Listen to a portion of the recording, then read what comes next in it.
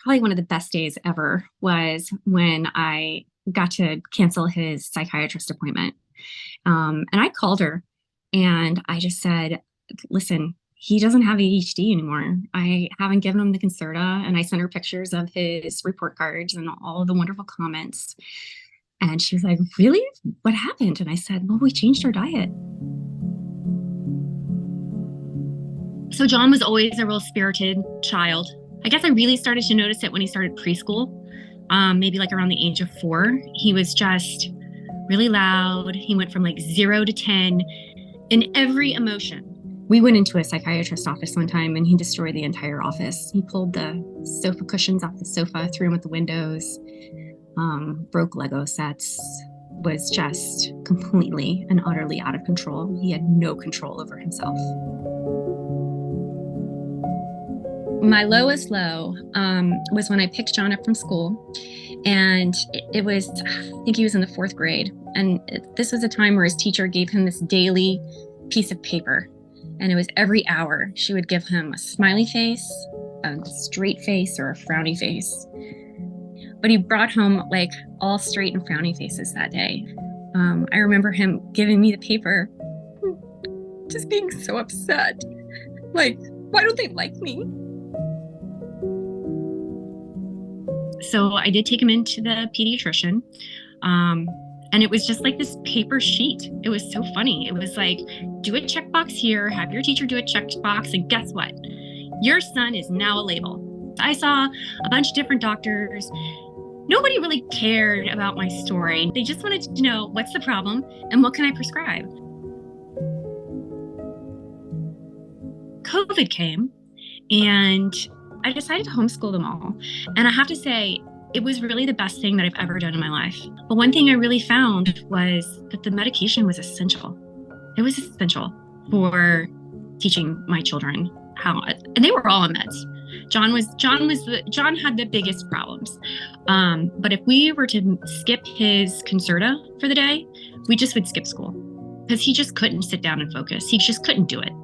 And that was kind of eye-opening for me. And I was like, gosh, there really is something wrong here. And then in January, my youngest son was diagnosed with type 1 diabetes.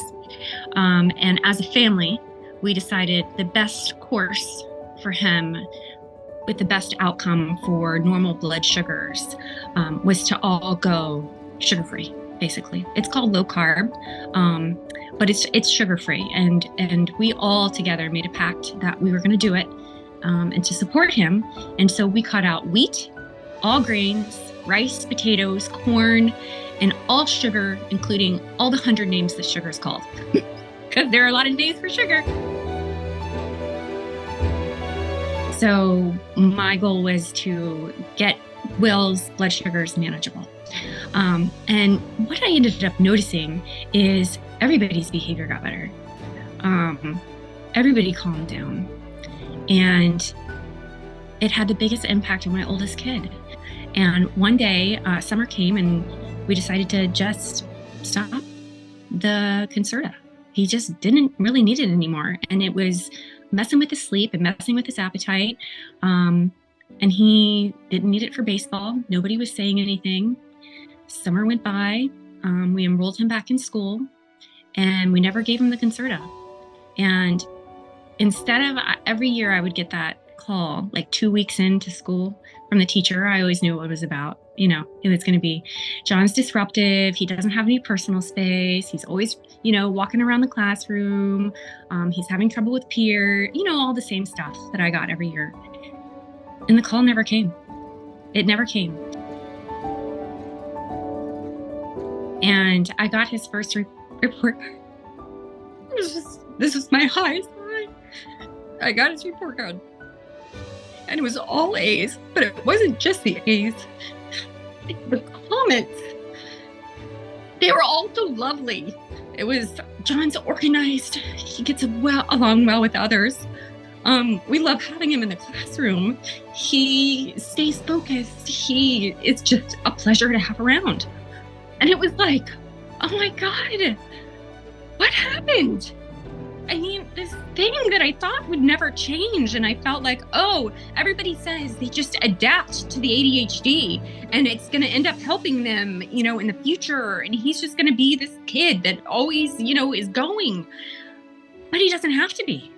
He didn't have to be. He's on 2 travel baseball teams. He is in all honors classes. He has tons of friends.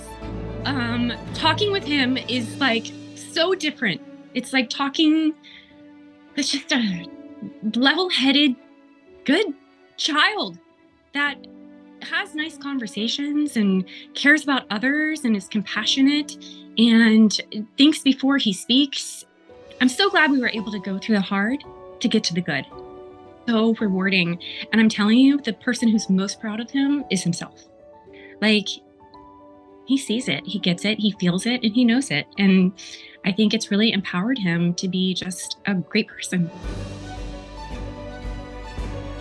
My advice for other parents is to always question everything, to never give up. And I think John's advice to people would be the same. Don't give up on your kid. I mean, they've got some potential there. I helped my son heal from ADHD, and there is hope.